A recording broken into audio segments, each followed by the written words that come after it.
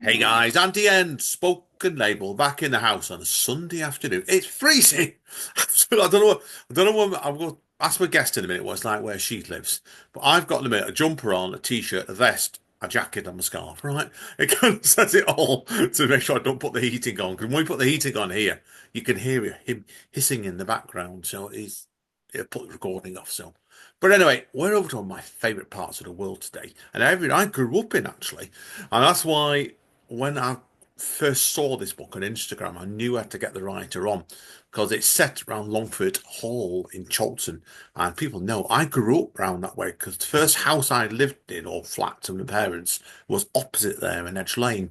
So it's local guest me today, and we've got the fantastic Juliette Tomlinson, who has recently brought out her debut novel, Longford.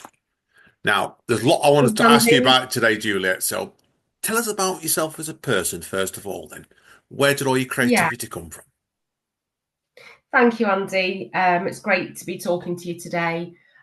So my background has always been in literature. I did a English Lit degree at the University of Newcastle upon Tyne. So I've always been interested in reading and writing. I've always worked in publishing. My background is in trade publishing and more recently in educational publishing. So I've always been exposed to the industry.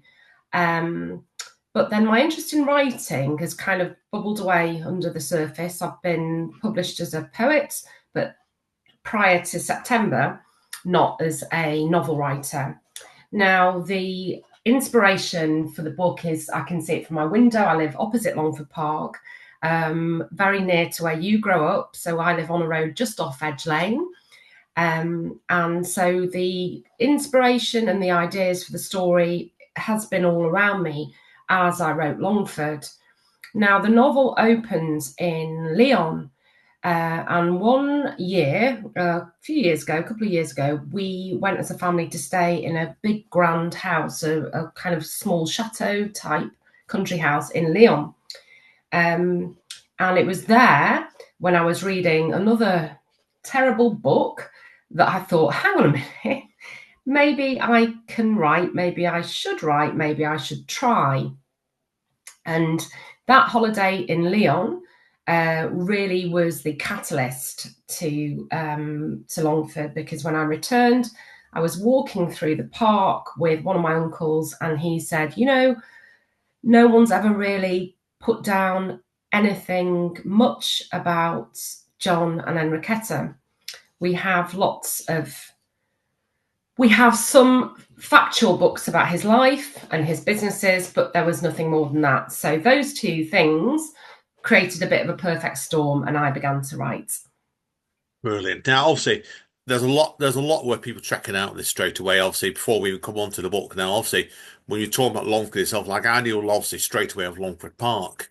Then we've also got like the old Deco Theatre, which is still shut tragically in Chester Road, Longford Theatre. And then we'll talk about John Correct. Rylands Library over in Manchester. There's so much history. And that's why I thought I was fascinated when this came up. And I thought to myself, it's great because, like I said, I know you've stated it, obviously, we're talking about John's life here, really. But I was like, his third marriage to Arikia. Now, there's not a lot known about her, is there? Certainly not on the level he is. No, she was intensely private and a very, very fascinating woman. And the tone has shifted now. Historically, John has been at the forefront, but we now know that, or maybe we always have known but not acknowledged it, that Enriqueta was, more than his partner and wife. She was a driver in much of his charitable work. He was a philanthropist, as was she, and it was Enriqueta that built the library for him after his death. So local people and indeed tourists recognise John Rylands Library and celebrate it and enjoy it. What they don't realise is many people don't realise, why would they? He didn't build it. He was dead. She built it. She used her knowledge and his money and erected this monument to love, essentially, in her devotion to him. It's a celebration. The building, as you know, is a beautiful Gothic Amazing thing building. and incredible. Um, And so that was interesting for me, to look into her life. But as you say, we don't know much. We know that she was well travelled, well educated. We know she had a complicated background in that her family money came from sugar plantations in Cuba. But she went all over the world, to America, to France, all over Europe, to arrive in Stratford, which was another thing that fascinated me. I can't imagine this woman of the world landing in the Northwest with its weather and its must have been so different for her. So again, It that was feels something that I it feels incredibly random, really, if you think about it, doesn't it? Because very the back, random, yeah, I can't get my head around that. very random, and this is key really for me. I had the bare bones of fact. I had a timeline I could follow. I knew when they met, when they married. I knew certain things, but I had to fill in those gaps. And this is where the fiction element comes in. Without a story, all we have is a timeline. So that's when I had to kind of start using my imagination to construct a bigger picture. No, great, agreed. It's an open book, it's really nice trying to build the story just from straight facts. I know you've had some assistance from a mutual friend of ours, Andrew Simpson, haven't you, as well? I That's have. why. How? What did Andrew tell you about this? About this? Then Well, I know of Andrew. Has told you lots, right? he did. So I was fortunate, and one of the great joys of writing Longford was getting to know our community of historians. Manchester is rich with amateur and professionals. So Andrew Simpson was absolutely key to helping me research. He is a fount of knowledge, as you know. He's not actually from Chorlton himself, he's from London, or the outskirts of London, but he came here many years ago and fell in love with the magic of Chorlton. And it is a magical place. And those of us who live in Stratford and Chorlton have that spirit. So, I mean, I use many of his books. That's one of them there. And I meet with him very regularly. Rarely 2 weeks goes by without finding Andrew and I in the Horse and Jockey, chatting about all things history. So he has been an incredible support and a mentor, really. I will fact check with him. You know his blog, Chorlton History Blogspot, It's which is one of the best blogs I've been on. That it's just the detail on it's that. incredible. And Yeah. the amazing thing, Andy, is that historians are incredibly generous with their time and their knowledge. And I also, as well as Andrew Simpson, got in contact with Dr. Elizabeth Gow, Heard who's of as one of well. the key people at Rylands Library. She's a very, very learned academic and is a really generous person in terms of her knowledge. Also, Dean Kirby, who does the Angel Meadows walks, he's been very helpful. Emma Fox, again, another local historian, has been very generous with her time and her knowledge. So all these people have been incredibly supportive. They don't have to be, but they have been. So I've really enjoyed that element of the book. Yeah, it shows the full book. People read the book, and I do recommend this straight away. Even though it's not just a local interest to me, but I think it's a great book. There's the love in this book, and it stands out with the two central characters from the off in the book. Now, what I'm interested in learning, obviously, because there's two entwining timelines throughout this book, isn't there? Yeah. And within your first novel, that's a tricky thing to manage. That was like it. Thank How you, did that Andy. present a challenge to you? That. That's really perceptive of you, and not many people appreciate that complexity. It was really, it really stretched me actually. So what I did was I bought draper's paper from online. It's dressmaker's paper, so it's very, very long pieces, and then I wrote the timelines down in parallel. And don't be mistaken, I messed them up sometimes. And to my horror, just a couple of weeks prior to publication, I realised that one of the timelines was off. So, Oh God, so ouch. I had to then go. Yeah, it was a panic. There were more than one panicky moment when I realised that something had gone a little bit askew. But luckily, and I've still got everything in a file. I managed to go back and forth. But yeah, that was. I think that was probably the most difficult aspect to maintain and try and do it authentically and convincingly, and to try and keep the reader engaged with both. There was a large section on Paris, on Enriqueta's life in Paris, which the editor took out. So again, I had to rethink some timelines there. But it was fun at the same time as being a challenge. Yeah, I could see that straight away of it. You said obviously read before you've done other writings before this. This is really your Mm, first fictional novel. yes. How did it feel compared to the work you've done previous to this? It was hard. It was really challenging. And I think with anything creative, it takes its toll on other parts of your life. So I had a lot of lost weekends where I was just writing late at night or fitting it in very early in the morning alongside my job. Um, and then closer to publication, when things get really ramp up and we have to start thinking about the jacket treatment and the blurb and the press, and all of that got quite intense. Yeah, it was challenging. Now, this time round, when I'm writing the sequel, which is Sunnyside, which I'm Hmm. halfway through, it's been a lot easier because I feel like I have a better command of the process. I think as well is like when you're doing series and sequels, like it's my second book's out shortly, and ironically, both my novels are set in Chiltern, but the first one, I think is world building and mind, well, it should be, it's fiction, but with a lot of fact elements in it because it's set in Jolton at a certain time period. But I think you do when you're building the world, it's that first book's the tricky one because you're establishing everything, and particularly it's your first novel. And obviously, Yeah. I was So, gonna, I was intrigued to know about Sunnyside, obviously, but yeah, we'll go into that then. Obviously, with Sunnyside, then obviously that's another part. That's near where you live, isn't it? Now Sunnyside's another district, isn't it?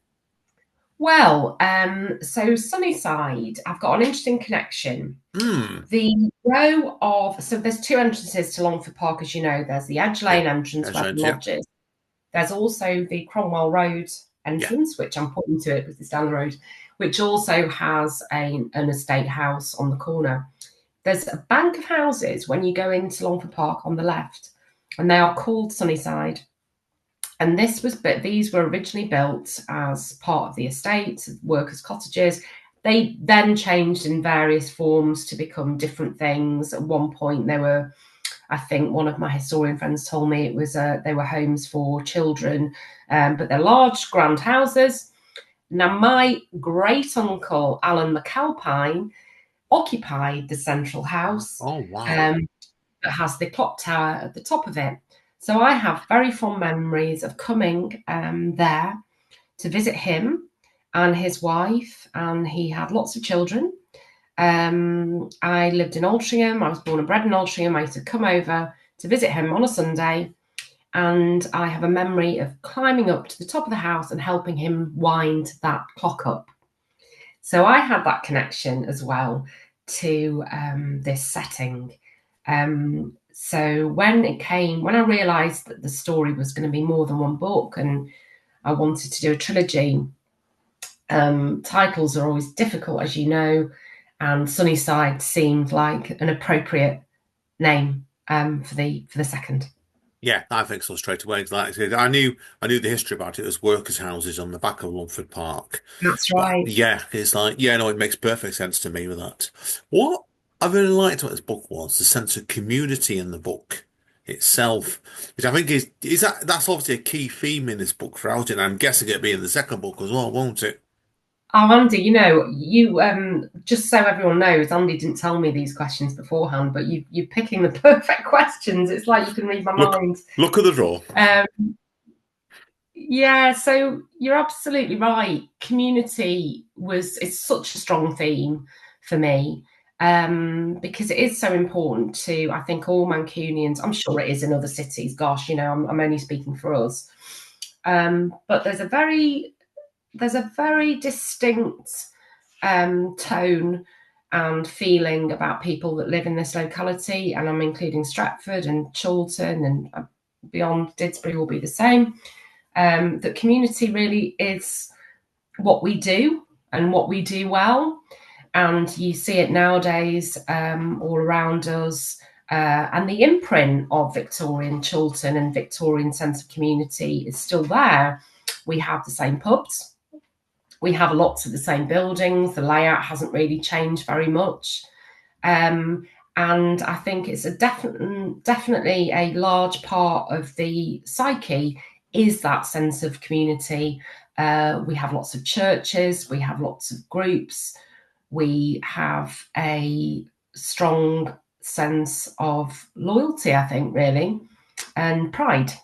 And yeah, I wanted to weave that throughout, because John and Enriqueta, as an outsider, built that community. They set up lots of charities for aged women. He seemed to have a particular interest in the rights of his workers and also of women and young people in the community. And I hope I've portrayed that through Longford. And you're quite right, I want to continue to do so in Sunnyside. Yeah, no, definitely. Sunday Savick is definitely going to go that way. Now, while I was researching you, this is why I know, but I'm not going to tell you about it now. I know there are sort of quote flying around that you've not yet heard from the Rylands descendants, have you, about this first book either? Which I've got to, No. 'cause I was surprised someone's not contacted you actually. Yeah. Well, it could happen. Now, interestingly, John and Enriqueta didn't have any children of their own. He was significantly older than her. That's not to say he couldn't have sired more children, because he did have children with his two other wives. They did, and this comes in Sunnyside, adopt two children, Arthur and Maria Castiglione. So I I'm a little bit vague on this. I don't think there are necessarily any living relatives left. That said, I was on a history walk with Andrew Simpson in December, and one of my fellow walkers did mention that she thought there were still relatives around. I haven't heard from anyone. I would be interested. I'd be thrilled if someone came out the woodwork. On that note, Enriqueta's stepfather was a gentleman called Julian Fontana, who married Juana, her mother, after Stephen Cutley Tennant died. Stephen was a Yorkshireman and Enriqueta's father. Now, if you can bear with this slightly convoluted story, I was researching Julian Fontana, who was a musician and a close confidant of Chopin. And I came across an amazing website which was all about him. And again, we don't know that much about him. I contacted the person behind this website, a gentleman called Bill Rodriguez, who lives in Florida in the USA. And he wrote back to me promptly, again, a helpful historian. And it turns out Bill is the great great grandson of Julian Fontana, Enriqueta's stepfather. Oh wow, oh, that's fantastic So that. you can imagine how thrilled I was. And he sent me a load of brilliant information, including original birth certificates, Fantastic. and all sorts. He's 87, and Wow. they still have a family get together every year. Last year it was in Paris. The descendants of the Fontanas are all in touch. So although I haven't heard from the Ryland side as yet, Hmm. I do have this connection to Enriqueta through her stepfather's great great grandson. Yeah, that's brilliant, that is. During your research when this book was developing, did you come across anything that really surprised you? Um, I think the biggest surprise for me, and this sounds kind of obvious now, was that it was Enriqueta's acumen and drive that was behind the library. Yeah, I think, like most people, I didn't ever appreciate that. Her cognitive strength, her extreme intelligence, she really was quite a revolutionary individual and way ahead of her time. I think we get stuck in these notions of Victorian women as being, a certain type, but then obviously we know that Manchester was a hotbed of interesting women when, further on in history we see the suffragettes and true. everything. So maybe it shouldn't be a surprise, but I think there is a fair amount of social conditioning that makes you think certain things about women. So I think the biggest surprise for me, to answer your question briefly, and also the biggest joy for me, was really uncovering her layers and her force, really. Yeah, you can see in the book there's drive to drive, and she's almost like she's out of time nearly. Like she was certainly Yeah. not a common lady at historical books suggest at that stage in her life straight away with it. So, yeah, it had been someone I'd like. I think we both would have liked to have met in real life. That's for sure. She's an Definitely. incredible lady. Now, obviously, you've said right. Sunnyside is going to be the sequel book to this.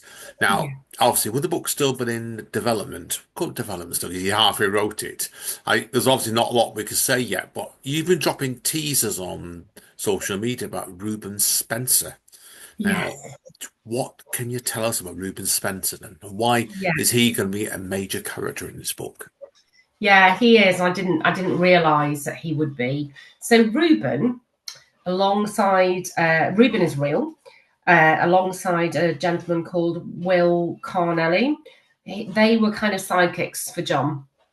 They moved up through the Rylands business. They started off as clerks, and then they became very key to his decision making and a support for him, especially when it comes to his investment in the ship canal. In Longford, we meet a gentleman called Satirius, who again was real. He lived in Broughton in Salford, and he was one of the key drivers to the ship canal as well. So Reuben, I imagined him as a kind of Alistair Campbell figure, kind of a great communicator, a persuasive, charming, intelligent man. And so I've drawn from facts. And one of my biggest books on research was, oh no, not that one, sorry, Ship Canal. The Reuben is in here. So Oh, this is a big wow. book, Stratford Library, thank you very much. And I've gone through all this, gathering information about Reuben, and also Daniel Adamson, who was a Geordie, who also was one of the big forces behind the ship canal. Now, in terms of what I do with Reuben, I make him more than a business partner. He has a big part to play and is a bit of a cad. I like that word. I like So that that's word. simple. For our non-American, so non-British listeners, English listeners, check out what the word "cad" means. It's an interesting Yeah, word. it's a useful term. Yeah. So I've really enjoyed Reuben. He's multi-layered.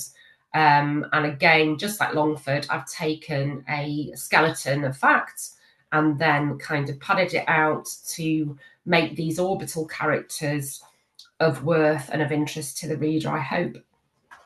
Yeah, I think they definitely will. 'Cause it's definitely going to be a fascinating book. I love the first one. I'm looking forward to the second one. And Right. hopefully, if you do another launch at the Horse and Jockey, if you give me notice, I'll be down there in that one Absolutely, straight Andy, away. you'll be there. Yeah, Yeah, the definitely that first one. one's great. Yeah, perfect with that. Now, do you have any sort of ideas when the second book's going to be out yet, or is it going to be a bit off yet, do you reckon? Yeah, so well, in an ideal world, and I need to speak to the publisher about this. I'd like to finish it by Easter, Now, if that works out, I'd probably have to write about 5,000 words a week, which is doable. Then it would have to go through editorial process. The first half is with the editor now. He's in Portugal, so unfortunately don't get to see him. I talk to him like I'm talking to you now. Mm. And then I think really I'd like it to come out a year after Longford. I'd like it to come out in September. Yeah, But that is to a degree out of my hands. It depends how busy. My publisher's a very busy person, so it depends on what he has on this year. no, yeah. Good luck with it straight away and keep me informed, please. Definitely. Thank So, you. yeah, we may we'll end up doing a live podcast on the day that Yeah, one. that would be great. Brilliant. Yeah, great stuff. Now, obviously, as I said before, that's been the case. So that's next. So, social media plugs. Then, where Yeah. can people get hold of the book first of all? Yeah, thank you. So I'm a little bit biased, but Chiltern Bookshop is where I would direct people to. They've been an amazing support because last year I was part of the Chiltern Book Festival, and Lindsay and her colleagues at Chiltern Bookshop were fabulous at promoting me and the book, and they have it in there. Otherwise, everywhere else you would be able to purchase a book. I know the Waterstones locally have it. Waterstones and Altrincham definitely have it. And obviously, if you choose to buy online, then you can get it online. In terms of social media, I'm a little bit rubbish, really. Partly because it takes up a lot of time. I have to do my own promotion. So Instagram's been really effective for me, which is where we met, Andy. And I've enjoyed Instagram. I need to get back on that horse. I don't have Facebook. I should have Facebook.